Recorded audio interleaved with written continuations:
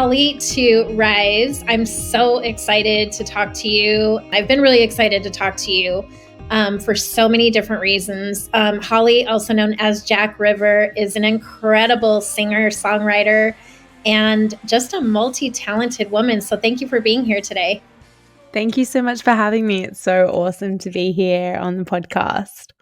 So you were just performing at Splendor in the Grass. How did you feel? What was happening in your mind when you were singing and watching all these men and women just, vibe with what you were doing? Oh gosh, I felt so good. It was so Splendor, for anyone who doesn't know it, is like our Coachella in Australia. So it's our kind of biggest outdoor festival. And I played 5 years ago, and so much has happened since then. So for me, it was just like this beautiful cathartic moment where I got to reconnect with like thousands of people and sing these songs that have been released over the last couple of years and talk about being a mother on stage to thousands of people. And yeah, it was just a magical feeling. Like it was like a time marker, when you get to those lines in the sand in your life where you're like, okay, we did that and now we're on to the next chapter. Was there a sense of like surreal for you? There were people like Lizzo there, J Balvin, and I'm fans of both. And then I saw it looked like you had a surprise visit from someone that you shared on your social media with Tony. I did, yeah. Tony Armstrong is this gorgeous, very attractive man who's on our TV stations most days over here. And I asked him to come out and sing with us in one of the songs, which he'd never done before. So it was a really fun moment for like the crowd and him and me, because I got to sing with a sexy man on stage. You're like, and you get a rose, and you get a rose, and it just looked like you were just vibing. The energy was incredible.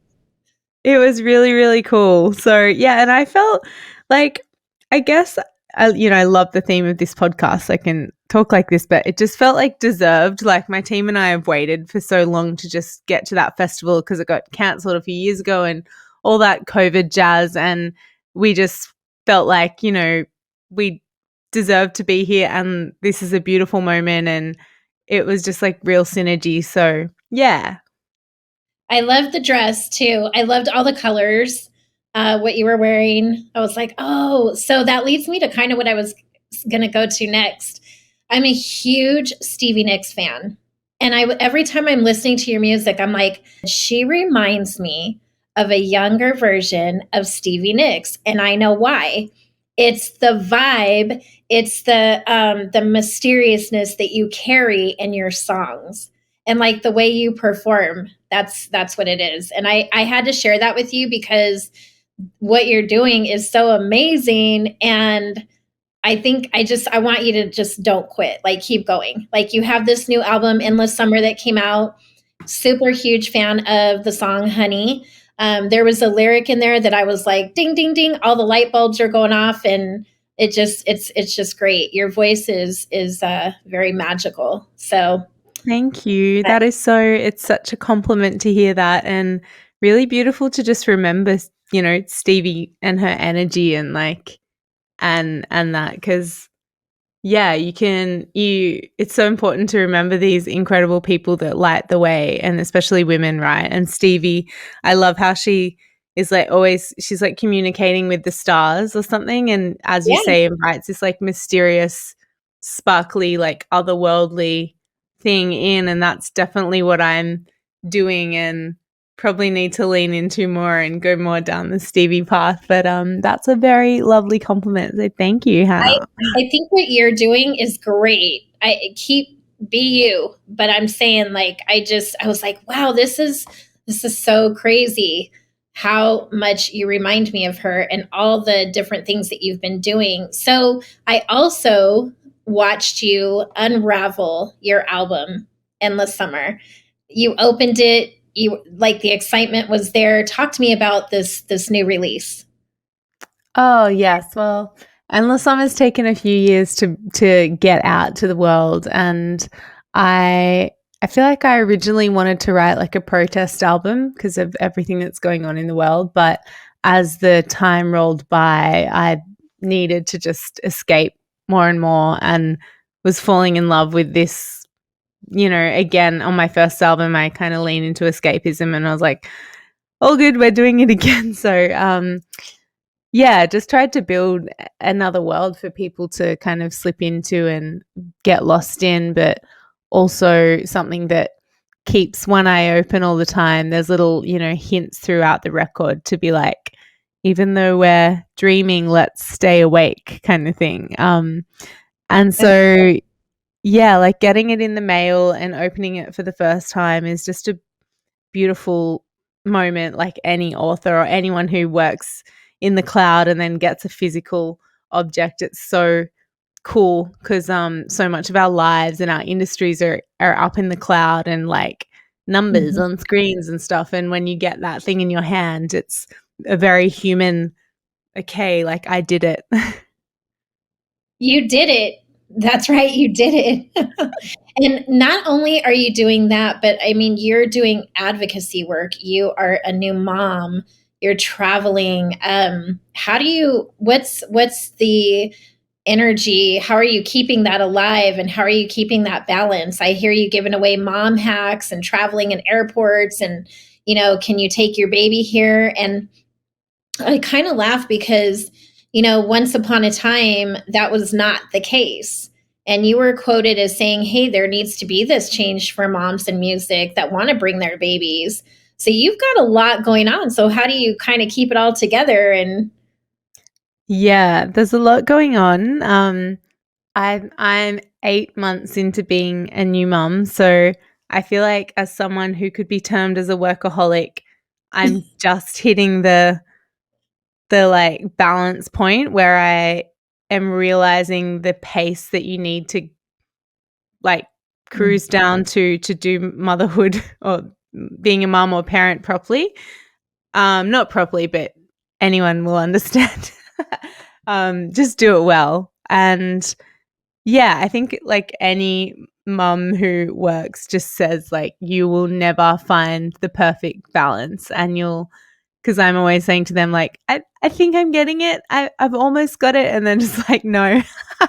You will never find the perfect balance. So I guess my intuition is just like just try to make this work and focus in my work. I'm focusing on like the most impactful stuff I could be working on. So right now I'm working on like our most important national political reform and working at the top of the team and pulling really big awesome things together, whereas usually I might get stuck in the weeds and work on like I don't know 10 different things, but I've kind of cut my work at the moment down to like yeah, the most impactful stuff I could possibly be doing and say no or delegate the rest. So that's what I'm doing with work. And with Maggie time, that's my daughter's name. I guess I'm just learning how to put my phone away and just be there on the days I'm with her and go to the local library and sing songs like we're doing that this morning. And yeah, it's so wild the different mind spaces that a yeah, working mum. I have five, and Oh I my work. god. Yeah, their ages are 11 to 31. I have grandkids, and so what I was going to tell you is there is no manual. There Yeah, I is should no be ballot. interviewing you. I think There's I need no to ballot. There's no. yeah. I always say progress over perfection because it's never going to be perfect. You just kind of. I feel like it's a juggling act, and you just kind of do it day to day. Luckily, three of my older kids work with me, so that's very helpful. I get to spend a lot of time with them, working together.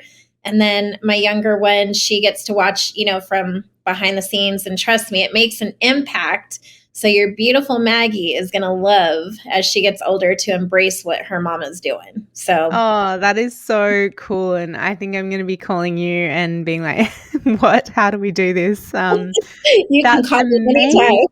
Thank you. Yeah, that is incredible. And I just don't you think it's still so underexplored by our culture talking about this and how on earth mothers and fathers, but especially women do it and what are the kind of mental tools that we that people like you have crafted already that I can learn from. Like, it's Wine. just still It's feels wine. like such untouched ground.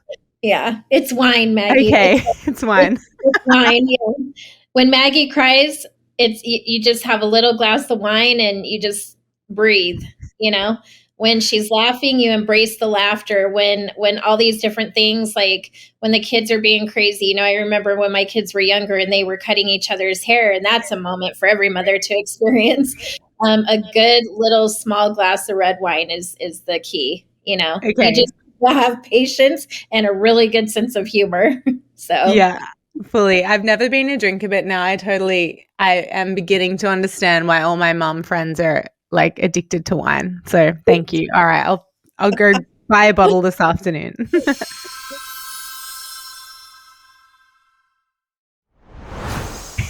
when you are in create mode and you're writing these songs, where is a lot of this inspiration coming from?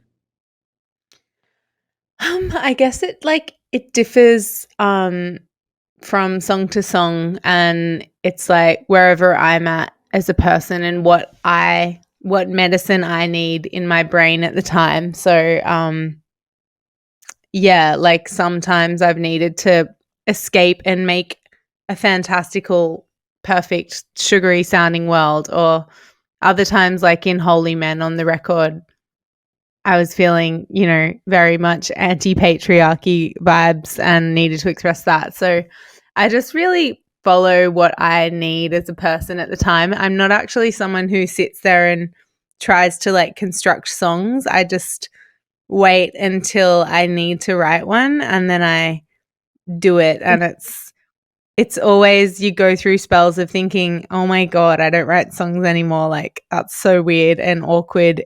Am I done? And then all of a sudden, something really good or really awful happen, and all of a sudden, there's a song in my brain. So I think it's just my exhaust, like emotional exhaust pipe somewhere in there likes to make music.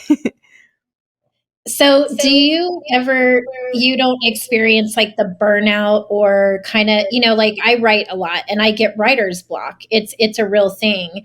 Does that ever happen with you when you're in create mode, you just kind of get stuck? I mean, you can look, you have a beautiful daughter, so I'm sure you could make a million songs just off of being a new mom and embracing, having this beautiful young life you've created. But do you ever experience that kind of, you know, where you're just stuck, like what's next or Absolutely. what? Yeah, no, I've had it for like a year until this week, actually. It's like, yeah, I hadn't honestly written a song for almost a year, and I started to think maybe I don't write songs anymore. I don't know. Like I do, like you, I write in my diary quite often, but similarly, it takes like dropping into your body and being honest with where you're at to write well and write good songs. And I think with motherhood, I've been just still in the like frozen, like, what the hell is happening? What is my life? Think like phase, and I'm just starting to break out of it and drop into my body, and like with that comes awesome writing and songs and ideas, and you can like feel the world again when you drop out of that like kind of anxiety of the first, I don't know, 8 months or year of motherhood, which sounds like every woman goes through. Like, you just need some Yes. time. Yes. In the sense of you as a businesswoman, talk to me about that. What are some of the biggest challenges that you have faced outside of the pandemic, being a woman business owner? Like when I was 21, I kind of entered the music industry and was doing deals for Jack River and found my awesome record labels and managers and stuff. But when I was 23, very early on in my career, I started a music festival in my hometown. Awesome. And yeah, it was like, I guess my first outside of Jack River, which is a kind of incremental business, it was my first big risk as a young person and proper entry into business. And gosh, it taught me so much. We ran three festivals and it got to around 5,000 people, which is like a small to mid-sized festival in Australia. And I partnered the festival with one of our largest promoters here. They're called Secret Sounds. They run Splendor in the Grass, the one I just played at, and they're partnered with Live Nation globally. So I started that, and gosh, could go into a million stories, but I also started a platform and concert series called Electric Lady. So at the time, I don't even know what year it was. I guess it was just post Me Too. So was that 2017 kind of? Mhm. Yeah, so that was I guess my reaction to Me Too in the music industry, and everyone kind of complaining that there weren't enough females on lineups in Australia, but no one was really doing anything about it. So we created Electric Lady, and it was like an all-female lineup festival that happened at a number of like big venues in the country. And we also had a platform online that profiled women doing good stuff like you do here, and also just making connections between leading women in sport and music. And yeah, I guess it was like just the early days when places like this was starting to happen en masse, and we were probably a little bit early before that real energy kind of kicked in globally.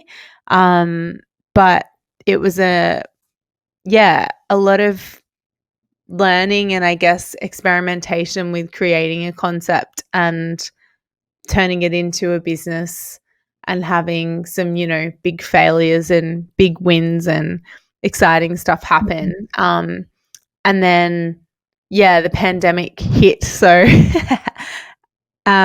everything in music, like most of my business interests are in music. So it kind of forced me to draw back a little bit, and now I'm just coming back and looking at what I want to do next. But yeah, amazing experience starting a business at 23, and So wheeling and young. dealing, and yeah. Yeah, I love it.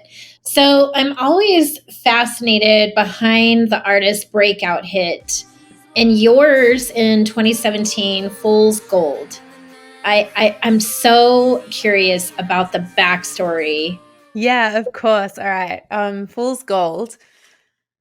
I think at that time in my life I was like chasing after this dream in music and chasing after a certain like love interest that just wasn't happening. And I was like putting all of my worth into these, people, whether it was record labels, managers, this kind of almost imaginary like potential love. And it's just I just was feeling so tired, like I couldn't keep up with where my value was placed, which was not within me at the time. And um I was in New York at the time on my own, trying to get a record deal over there and walking around the street, like, when you've just had enough, you've just like almost lost it, and you're like, I need to walk and move and not spiral any further. So I just went walking, and a few days earlier a guy had said to me that he doesn't like roller coasters. Very random. I love roller coasters, big fan. And it just I was like, the line, "You don't like roller coasters. How could you ever love a girl like me?" kind of just came Ah, into my head. okay. Yeah, and I just kept walking. I was like, "This is cool." Um, I kept walking. I was walking around like the Lower East Side with all the cool little crafty shops and stuff, and I saw like some stars in a packet, and like plastic stars in a plastic packet, and I was like, this idea of me manufacturing my magic or putting it in a package for other people wasn't working. Like I needed to move beyond putting my magic in a packet and thinking it's gonna grow from there. So like Our Stars came in a packet of 2, came into my head, and then I walked past the bar Fool's Gold, which is still there in New York. It just all like landed for me that I was chasing all this fool's gold and it wasn't making sense. So, and I was like, I just heard the chorus in my head, like fool's gold shining in the night, so easy on the eyes. Like it all looks so beautiful and pretty, and it would be cool, but it's all fool's gold to me. So yeah, I went home and wrote like most of the song in my hotel that night, and like recorded a little shitty demo on my phone, and then walked around the city till 1 a.m. listening to it, imagining this song. Wow. I knew Yeah, there was a story behind the story. So that's going to lead me to my next question. So, in the summer, the song Honey, you say emotion is a game until you light up your home. And it's a I big was one. like, mic drop. Can you talk to me about where that particular verse came from? I can, yeah. It relates to some big stuff going on in my life. But yeah, this movement the West has taken to like take these beautiful Eastern things, like it can start to say that like emotion isn't real and warranted, and bring that kind of ideal into a relationship. And I just think that that's not right for women. Like our emotions are really like magical things that we intuitively listen to, and they drive us to really important places in our lives. And so this Agreed. is yeah. And so Agreed. I don't want to lose emotion. I'm like not into that whole like emotions aren't real kind of thing. And so that line is like, emotion is a game until you light up your home. Like if you keep seeing emotion as something that's not real, at some point you're going to turn around and your home is going to be on fire. Your relationship will be on fire. So yeah, it's about that. I love it. I love it. It's one of my faves. So we're gonna break protocol just a little bit, and we're gonna bring in Stephen to come in. He had a couple questions for you. He's a Cool. big fan, so I'm gonna bring him in here. Hi, Holly. Amazing. Hi, Stephen. Nice to meet you. Nice to meet you. I'm one of the music nerds here, one of the many music nerds here at She Rises. So I just had to ask you a couple quick questions. Because Amazing. I've been listening to your album. It's summertime here in California, so it's the perfect time for it. And one thing that really stuck out to me is the overall production. From the moment I listened to Real Life, the first song, right when that drum loop drops, I get like a wave of nostalgia. And I'm like, I feel like this is reminiscent of the music I grew up with, like the early 90s stuff, which I absolutely love. The album is so cohesive, yet each song is unique in its own way. So if you can give me any insight on your mindset going into that, how do you achieve the overall vibe on Endless Summer? I love that. Well, I try very hard to keep a vibe together, and I know like the songs are quite different on this record, so I had to try extra hard. But like yes, it's absolutely early, mid, late 90s, early 2000s. That's when I grew up as well. So I'm always drawing the kind of sentiment that we felt in that time. Like things were just perfect and like not fucked up basically. So let's bring that back a little For bit. real. But yeah, I try to very much like map out the visual and sonic world that I want the record to take, or a certain song. And I think I bring in a lot of really strong references and keep checking the music against those to make sure that it is like achieving that kind of stylized thing. And yeah, I use like Pinterest boards for every song, and Oh, the I love album. That's cool. That's Yeah. awesome. Yeah. So every song has a Pinterest board, and the album has a Pinterest board. Um, and I'm just kind of always like engrossing myself in the vision all the time. Um, And that's something that I just love doing. I guess it's like being a film producer, or it's that kind of approach, is like, how perfect can we make this? So yeah, I love that process of like, I don't know, just leaning into the stylization of a record. That's cool. I'm definitely sleeping on Pinterest, so I need to download that app and try that out for myself. I mean, that's just me. Like, everyone has their own way of like bringing their imagination into line. Yeah. But I know I love the seeing things when I write music. So it's like, oh, I'm in a movie in my head. Yeah. A music vision board. Yeah. Exactly. Yeah. So one other thing that I wanted to ask you, because in all honesty, I'm like a huge Tame Impala fan. I think the term fanboy is accurate. And so, yeah, which is how I've come to know over the last decade Matt Sav's work with, he's taken those iconic photos of Kevin for Lonerism. He's worked with Pond and Melody's Echo Chamber. And, your music fits so beautifully well with all of those artists. And he's directed several, I've lost count, a bunch of your music videos. So my question really is, like, how did that first come about? And what was just the experience like all of those times working with Matt?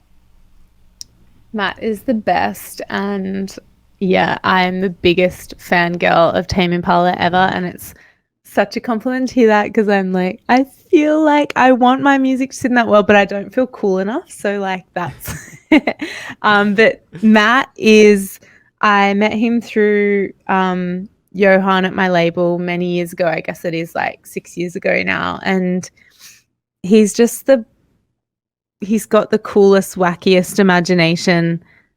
And he's a creative who just, you say, I'm thinking of like a sparkly unicorn riding on a rainbow in Texas, and he'll be like, I got it.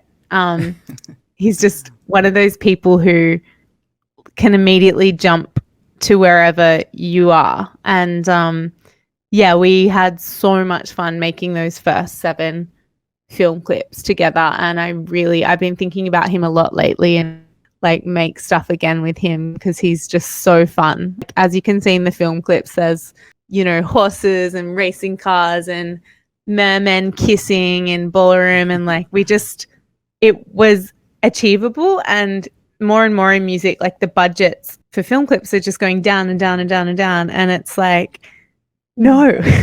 Yeah. We need these magical worlds to stay. And yeah, so anyway. Well, again, it's like back in the 90s where a music video would be the budget was like for a movie. So now it's just so much different. Yeah, I think it's a real shame, to be honest. And I hope that we can wrangle it back, or it's not like we'll wrangle it. The internet has to decide for itself whether it wants cool magic film clip worlds or whether it just wants artists talking about what they had for breakfast. And I don't want to know what you had for breakfast, but I definitely want to see that magical creativity side for sure. Yeah, I want to see mermen kissing, and I just like, yeah, we've got to figure out how we wrangle that back in, or like make the kids realize how fun it is to have weird worlds in music. Because yeah, I don't want to share what I had for breakfast, or like what necklace I'm wearing, or whatever. Thank you so much for answering my questions, Holly. I appreciate it. Oh, thanks for jumping on, Stephen. Appreciate you watching and listening.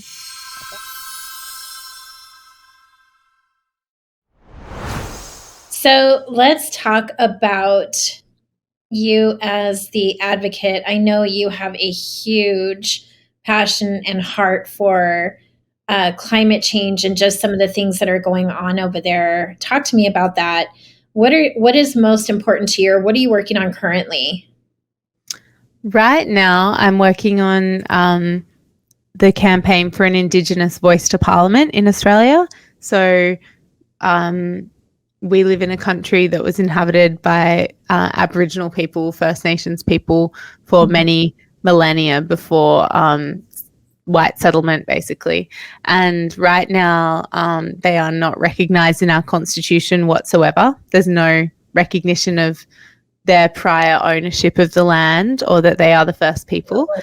And there's no mechanism for them to comment on any laws and policies that affect them specifically. And they face just like far greater health issues, incarceration rates, racism in society, where as a country we're going to a referendum, which is like a vote where every single person of voting age has to vote in October, and we'll decide whether the country wants a First Nations voice to Parliament embedded in our constitution. So I'm working on that campaign because it's just, I feel so important for every other thing that I'm interested in doing in my lifetime. And it's also really important to the elders where I grew up. I'd met with them and they said they want it. And I just, jumped in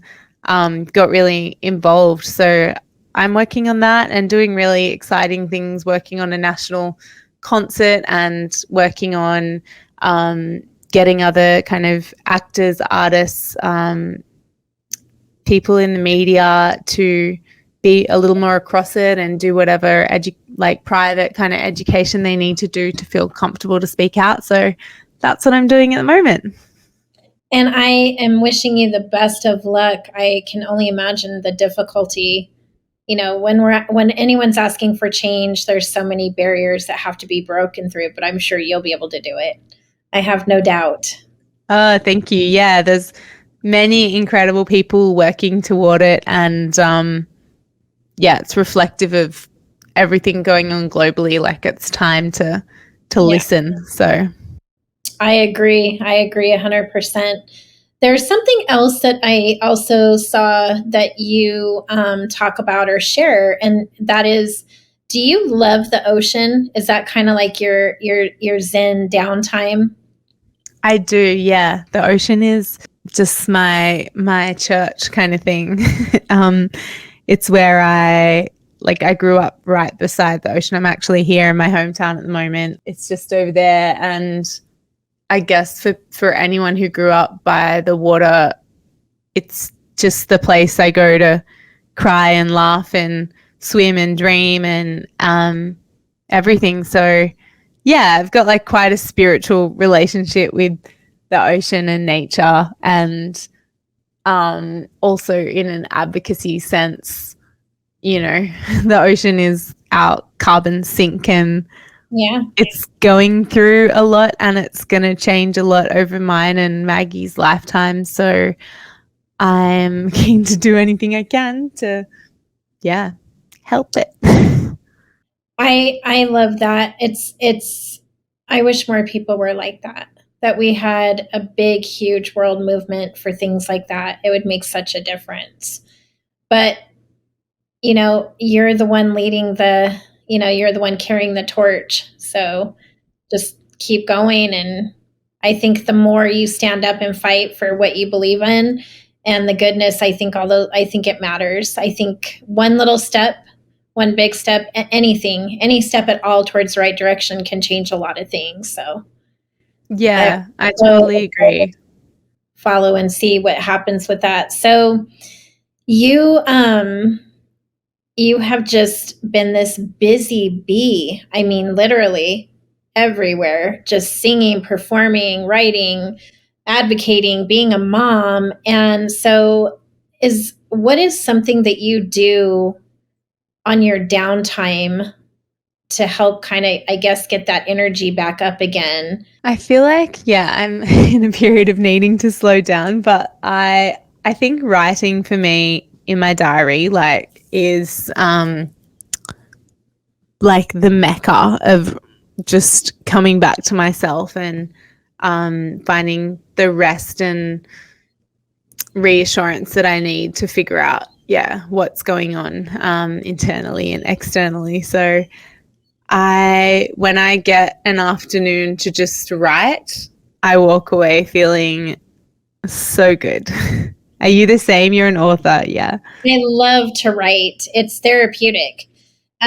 Because it kind of helps me, like we have everything in here and here, and it has to come out, it's got to come out. It's therapeutic. And a lot of times you kind of get the message from the mess, so to speak, or it leads you into something different. I've written about so many different subjects that are passionate to me. And I find the more passion you have about something, the more you can write about it, the more you can sing about it, the more you can talk about it. You don't have to practice because it's what's in your heart. It's what you're passionate about. So it's journaling, writing, singing, all of those things I find to be incredible gifts that we've all been given. And I hope more and more people use them because it's magic when you're doing it, So it really is. And I think social media for me has had a big negative impact on my relationship with writing. Like where I used to go immediately to my diary, I'll go to Instagram and scroll, and then I'll lose the energy that I was about to dive into. And I feel like sad for that generation that didn't have no socials, because things like writing, every time we were going to scroll, we were like writing, the world will be a different place. But I definitely personally need to stop scrolling, start writing. I recently interviewed a beautiful reporter from Australia. She took the leap and left Australia, and she came to New York to be a journalist here. And she said that she misses home a lot. We had some really great laughs. And one thing that I will never forget, she shared with me, the one thing she said she would never miss from Australia are the spiders. Yeah. Is that a true thing? Is that a real thing? It is a real thing. Like, it's like I don't even know a life without spiders. And, but spiders are so funny. Like here in Australia, I swear I won't see one, but now that we've talked about it, there'll be a huge spider waiting for me somewhere. But they're like, a lot of big huntsmans that are like, this big. You guys have some hectic spiders, right? You've got like tarantulas, don't you? Yeah, we do. But like the way she's describing them, I'm like, oh my gosh, So I just had to ask you, is that a thing there? Yeah, spiders and snakes for sure. They are all around, and I'm definitely scared of them, but still don't like killing them unless they're really scary. I mean, with Maggie, it's funny how ruthless you become, where, I used to be like, don't kill the spider. I'm like, kill it. So, So what do you think is next for you? I mean, you have this incredible new album, Endless Summer. You have all these incredible songs on there. I mean, what's next in the horizon for you and Maggie?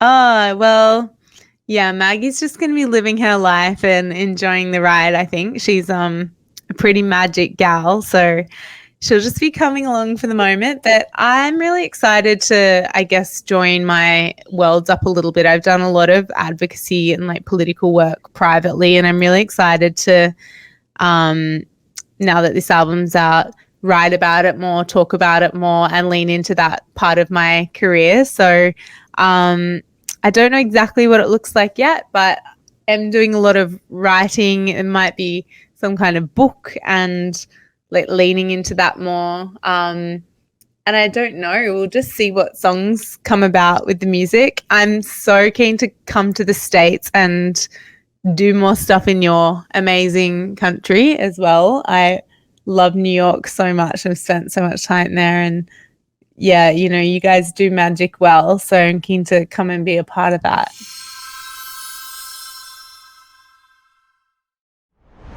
You. So I have one last question, and I know everybody has said, okay, where did Jack River come from? But I want to know, was there another nickname that you were called when you were a kid? Like, what did anyone have any special names for you? Let me think. I mean, my middle name's Isabella, and my mum calls me Isabella. And then those two friends that I made the Jack River up with two friends, Simon Woodpecker and John Scarlett, whose names are Annalisa and Grace. And they would sometimes call me Crankin' Rankin. So that could be my Las Vegas name when I come to visit you.